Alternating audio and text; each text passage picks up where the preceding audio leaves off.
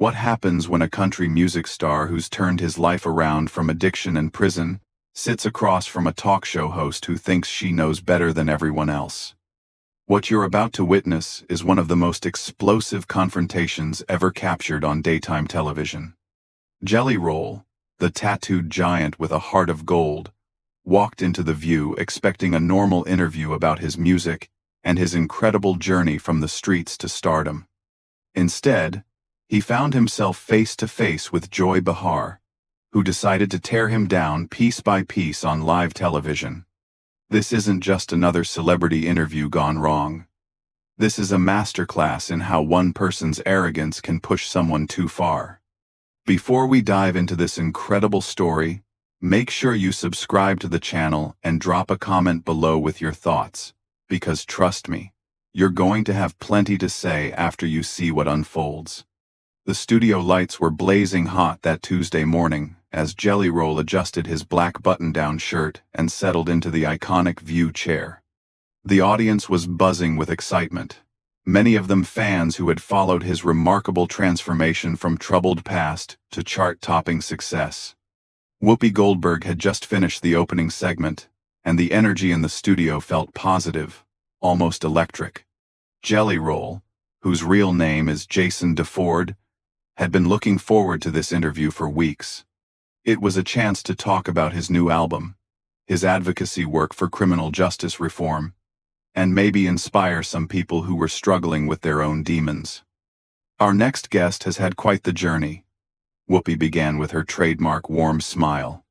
From spending time behind bars to topping the country charts, please welcome Jelly Roll. The audience erupted in applause as Jelly Roll waved, his genuine smile lighting up the studio. He had that natural charisma that made people instantly like him, the kind of authenticity that you can't fake. "Thank you so much for having me," Jelly Roll said, his deep voice carrying that distinctive southern drawl that had become so recognizable to his millions of fans. "I've been watching this show for years, so this is pretty surreal for me." Sarah Haynes jumped in first with some softball questions about his music, his collaboration with other artists, and his upcoming tour. Jelly Roll answered with the kind of humility and gratitude that had endeared him to fans across the country. He talked about how music had saved his life, how his daughter had motivated him to change, and how he wanted to use his platform to help others who were struggling. "You know," he said, leaning forward slightly, "I think a lot of people look at someone like me, and they write me off before they even get to know my story. The tattoos, the past, all of that. But I want people to understand that we all have the capacity to change, to grow, to become better than we were." The audience was hanging on every word. This was the Jelly Roll that his fans loved. The vulnerable, honest man who wasn't afraid to admit his mistakes and talk about how he'd overcome them. Alyssa Farah Griffin asked him about his criminal justice reform work, and his eyes lit up as he described the programs he was supporting to help former inmates reintegrate into society. "I've been where these guys are," he explained, his voice getting more passionate. "I know what it's like to feel like society has given up on you, like you're never going to be anything more than your worst mistake. But that's not true. People can change. They just need someone to believe in them and give them a real chance." It was at that moment that Joy Behar, who had been sitting quietly with a barely concealed smirk on her face, decided to pounce. She had that look in her eyes that regular viewers of The View knew all too well. The look that said she was about to say something controversial just for the sake of stirring up drama. "Well, that's all very nice and inspirational," Joy said, her voice dripping with condescension. "But let's be real here. You spent years breaking the law. You were involved with drugs. You were in and out of prison. Now you're sitting here talking about second chances like you're some kind of expert on rehabilitation." The studio fell silent. You could literally feel the energy shift as Joy's words hung in the air. Jelly Roll's smile faded slightly. but he maintained his composure, clearly trying to take the high road. "I think my experience gives me a unique perspective," he replied calmly. "I'm not claiming to be an expert on anything except my own journey. But if sharing my story can help even one person avoid the mistakes I made, then it's worth it." Joy wasn't done, though. She leaned back in her chair with that self-satisfied expression she wore whenever she thought she was making a particularly clever point. "But don't you think it's a little convenient that now that you're famous and making money, suddenly you're this reformed character? I mean, how do we know this isn't just good PR?" The camera caught Jelly Roll's jaw tighten slightly.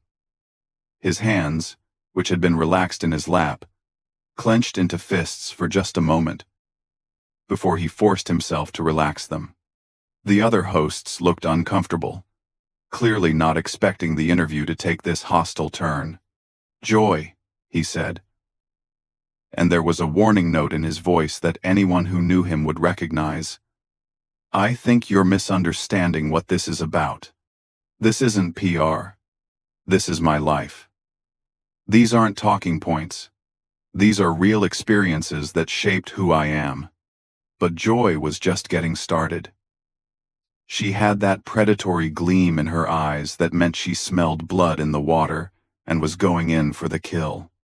"I'm just saying, it's easy to talk about redemption and second chances when you're sitting pretty with a record deal and sold-out concerts. What about the people you hurt along the way? What about the communities that were damaged by the drug trade you were part of?" The accusation hung heavy in the air like a dark cloud. Jelly Roll's transformation from composed guest to something much more intense was visible to everyone in the studio. His breathing had changed, his posture had shifted, and there was a fire building in his eyes that suggested Joy had just crossed a line she shouldn't have crossed. "You want to talk about the people I hurt?" Jelly Roll said, his voice getting louder, more intense. "Let's talk about them. Let's talk about how I've spent every day since I got clean, trying to make amends, trying to do better, trying to use whatever platform I have to help people." Joy, either oblivious to the danger she was walking into, or simply not caring, pressed on with her attack. But that doesn't undo the damage, does it? That doesn't bring back the lives that were lost to overdoses, the families that were destroyed. You can't just sing your way out of that responsibility. That was it. That was the moment when something snapped inside Jelly Roll, when the careful composure he'd been maintaining finally cracked under the weight of Joy's relentless assault. The man who had spent years learning to control his temper, who had worked so hard to become a better person, suddenly found himself face to face with someone who seemed determined to tear down everything he'd built. The explosion was instantaneous and volcanic. Jelly Roll shot up from his chair so fast that it actually rolled backward, his 6-foot frame towering over the desk as his voice boomed across the studio with a force that made everyone jump. "Are you kidding me right now?" he roared, his southern accent getting thicker as his emotions took over. "You think I don't carry that weight every single day? You think I don't know exactly what I've done and who I've hurt? Lady, you have absolutely no idea what you're talking about." The audience gasped audibly. Camera operators scrambled to capture every angle of the confrontation, while producers in the control room frantically debated whether to cut to commercial. Whoopi looked stunned. Sarah covered her mouth in shock, and Alyssa sat frozen in her chair. But Joy, incredibly, seemed almost pleased with herself, like she'd successfully provoked exactly the reaction she was looking for. "There it is," Joy said with a smug smile, gesturing toward Jelly Roll as if his anger proved her point. "There's the real you, underneath all that redemption talk. Still the same angry criminal, just with better clothes." If the studio had been silent before, it was absolutely dead now.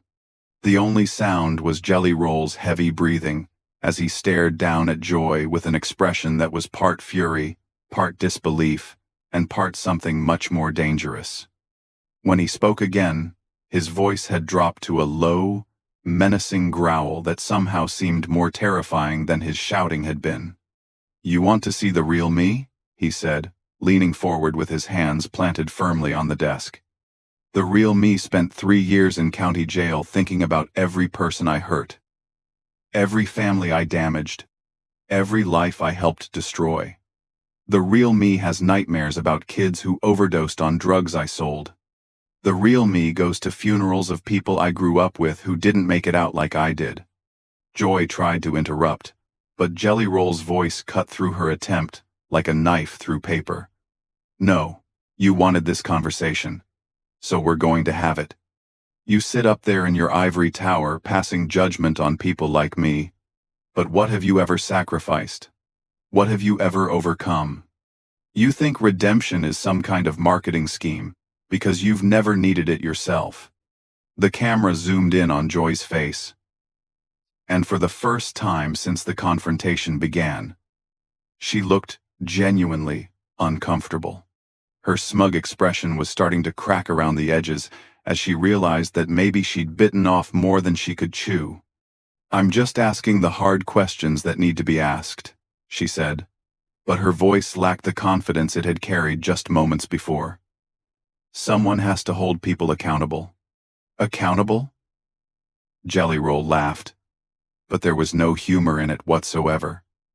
"You think you're holding me accountable? I hold myself accountable every single day. I work with organizations that help addicts get clean. I visit prisons to talk to kids who are making the same mistakes I made. I donate money to families who lost loved ones to overdoses. What exactly are you doing to make the world better, besides sitting here tearing people down?"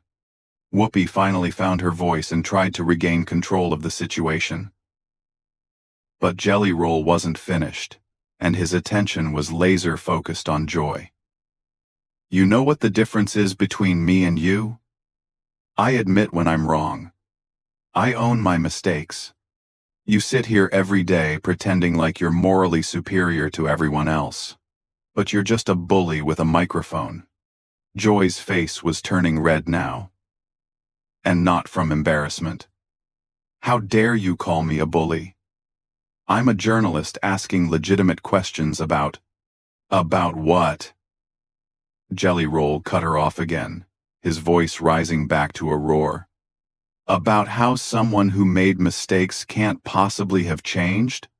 About how anyone with a criminal past should just shut up and disappear? You're not asking questions. You're pushing an agenda. And that agenda is making people feel bad about themselves, so you can feel better about yourself." The other hosts were looking back and forth between them like spectators at a tennis match, clearly unsure whether to intervene or let it play out. The audience was completely silent now, transfixed by the raw emotion and intensity of what they were witnessing. "I've interviewed thousands of people," Joy shot back, her own voice getting louder and more defensive.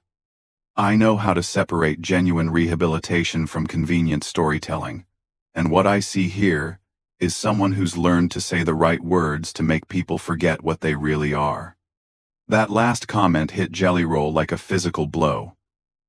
His face went through a series of expressions, from hurt to anger to something that looked almost like pity. When he spoke again, his voice was quieter but somehow more powerful than it had been when he was shouting. "What I really am," he said slowly, deliberately, "is a father who wants his daughter to be proud of him. What I really am is someone who knows what rock bottom looks like and climbs out of it every single day. What I really am is a human being who made terrible choices and is spending the rest of his life trying to make up for them." He paused, letting those words sink in before continuing. "But what you are, Joy, is someone who gets paid to tear people down on television. Someone who thinks being mean is the same thing as being smart. Someone who has never had to fight for anything real in your entire life. So you don't understand what real change looks like. Joy opened her mouth to respond, but Jelly Roll held up a hand to stop her. I'm not done. You want to talk about accountability? Let's talk about your accountability. How many people have you discouraged from getting help by making them think that society will never accept their redemption? How many second chances have you destroyed with your cynicism?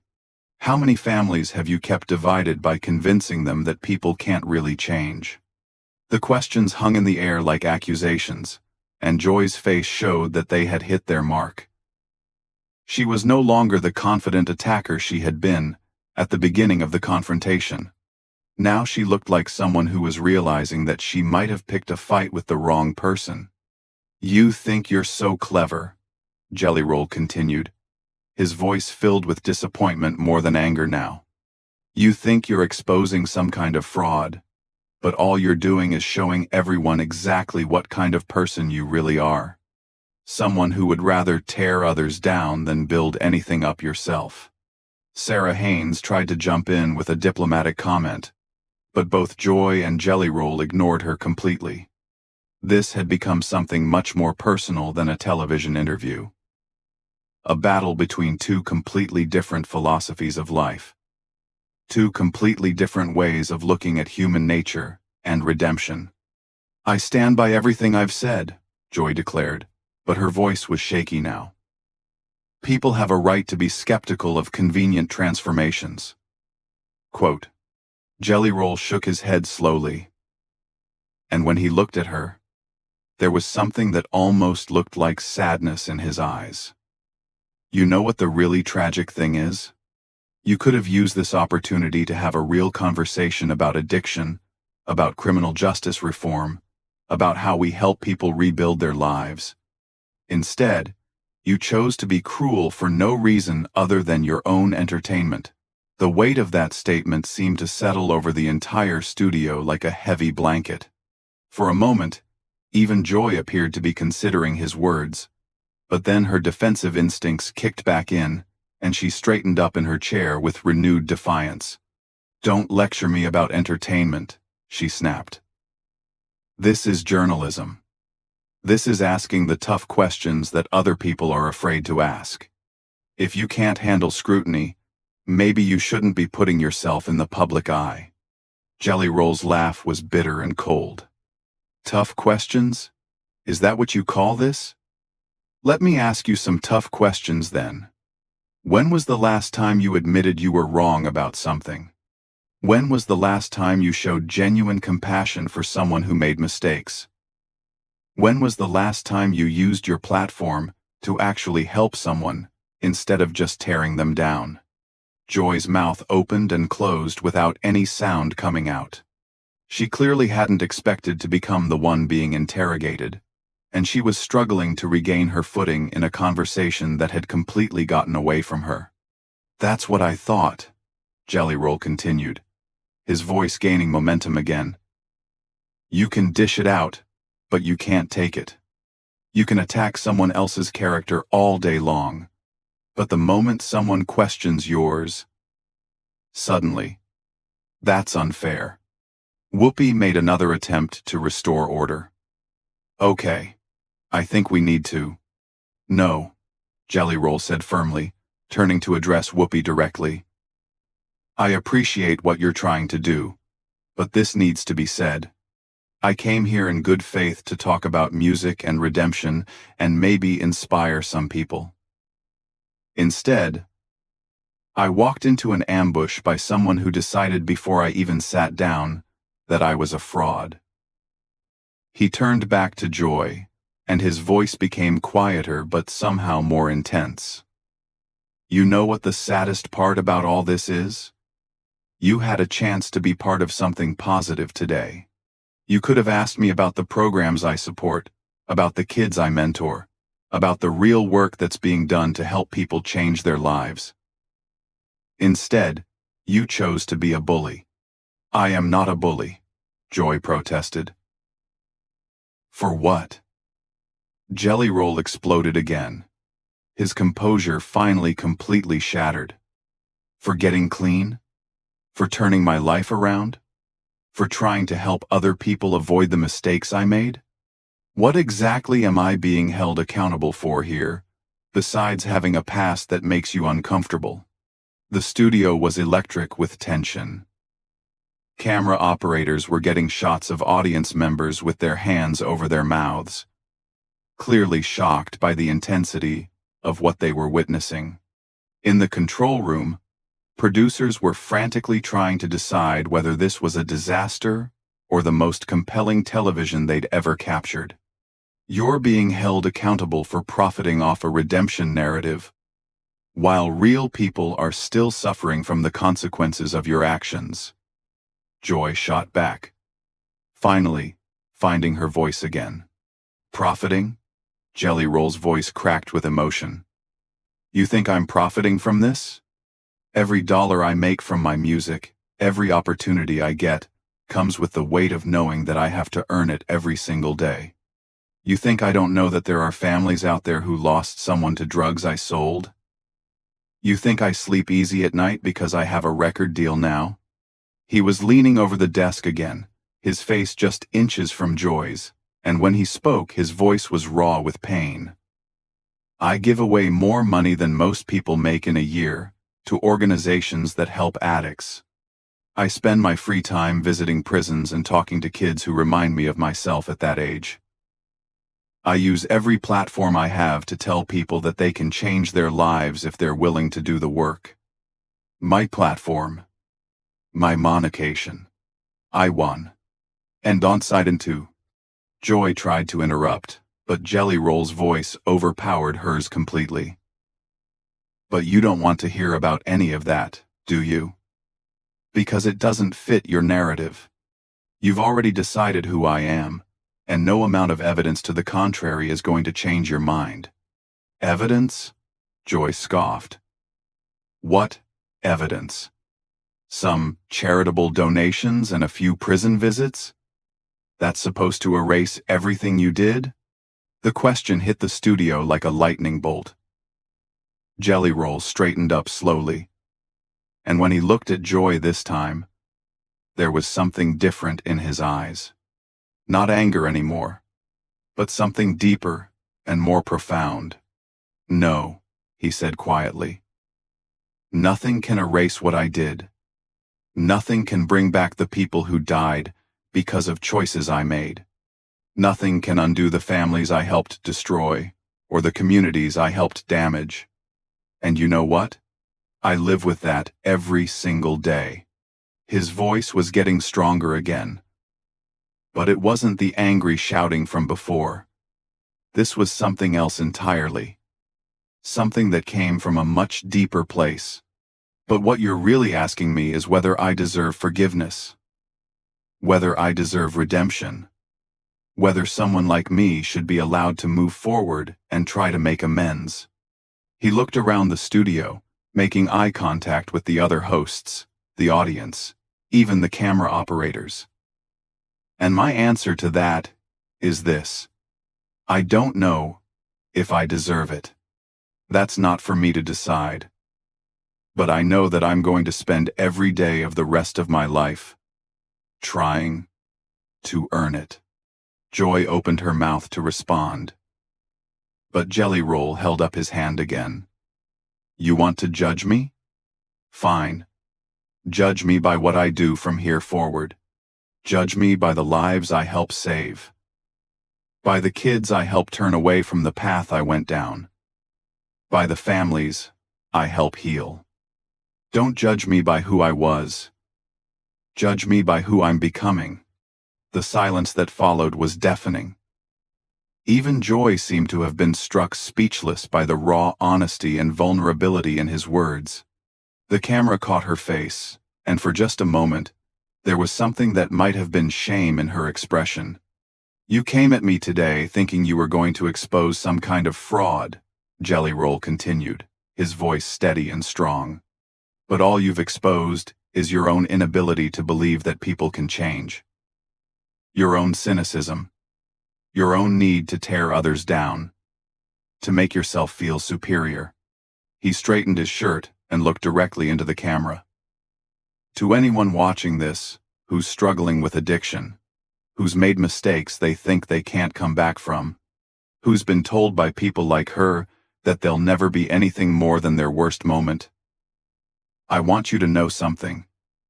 You can change. It won't be easy, and it won't happen overnight. But you can change. Don't let anyone tell you otherwise. Joy made one final attempt to salvage the situation. I think you're being overly dramatic about. Dramatic? Jelly Roll cut her off one last time.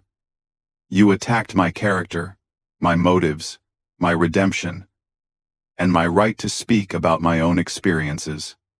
You tried to tear me down on national television for no reason other than your own entertainment. And when I defended myself, when I showed you exactly what real accountability looks like, you call me dramatic? He shook his head in disgust. You know what, Joy? You're exactly the kind of person who makes it harder for people to get help. You're exactly the kind of person who keeps families divided and communities broken. You're the problem, not me. With that, he turned away from her completely and addressed Whoopi directly. Thank you for having me on the show. I'm sorry it turned into this, but I won't apologize for defending myself against someone who came at me with nothing but malice and prejudice. The camera caught Joy's face one final time as Jelly Roll gathered himself to leave. She looked like someone who had just realized that she'd made a terrible mistake. Someone who was beginning to understand that she'd crossed a line that maybe shouldn't have been crossed. Wait, she called out, as he started to walk away, but Jelly Roll didn't even turn around. We're done here, he said over his shoulder, his voice filled with finality. I came here to talk about redemption and hope, and you turned it into an attack. That's on you, not me. As he walked off the set, the audience sat in stunned silence. The other hosts looked shell-shocked, clearly trying to process what had just happened. And Joy sat alone at the desk, looking smaller somehow than she had when the interview began, like someone who had just learned a very difficult lesson about the power of words and the danger of pushing someone too far. What started as a routine interview had turned into something much more profound. A battle between two very different ways of looking at human nature: forgiveness and the possibility of redemption. And in the end, it was clear to everyone in that studio who had come out on top. So what did you think about this incredible confrontation? Do you believe people truly deserve second chances? Or was Joy right to be skeptical? Drop your thoughts in the comments below and make sure to subscribe for more stories that will absolutely blow your mind.